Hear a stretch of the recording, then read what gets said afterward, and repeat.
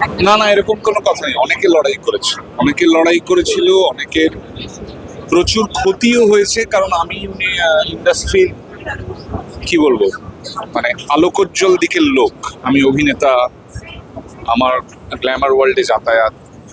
কিন্তু তুলনামূলকভাবে যেটা কম আলোর দিক আমাদের ইন্ডাস্ট্রিতে, যেটা কিনা আমাদের ডেলি ওয়েজার্স, আমাদের প্রতিদিনের যারা কলাকুশলী, যাদেরকে আমরা টেকনিশিয়ান বলি, আহ, উপার্জনগত জায়গা থেকে, গ্ল্যামারগত জায়গা থেকে, তারা সব দিক থেকেই বলা যেতে পারে যে এই মানে কি বলবো, এই ইন্ডাস্ট্রিতে খানিকটা হলেও এতে থাকে, পিছিয়ে থাকে।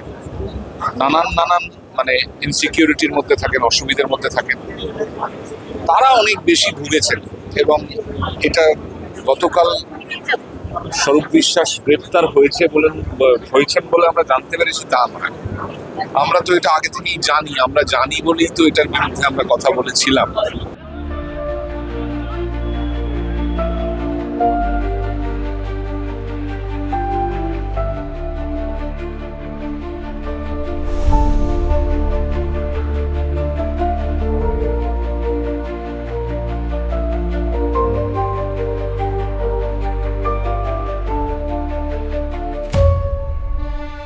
না না, এরকম কোনো কথা নেই। অনেকে লড়াই করেছিল, অনেকের প্রচুর ক্ষতিও হয়েছে। কারণ আমি ইন্ডাস্ট্রির কি বলবো, মানে আলোকোজ্জ্বল দিকের লোক।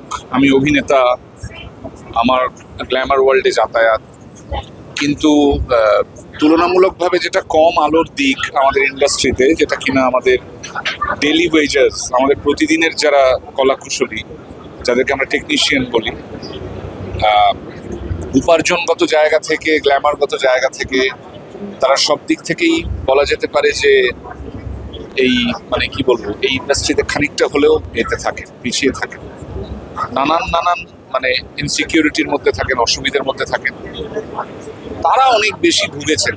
এবং এটা গতকাল স্বরূপ বিশ্বাস গ্রেপ্তার হয়েছেন বলে আমরা জানতে পেরেছি তা নয়। আমরা তো এটা আগে থেকেই জানি। আমরা জানি বলেই তো এটার বিরুদ্ধে আমরা কথা বলেছিলাম।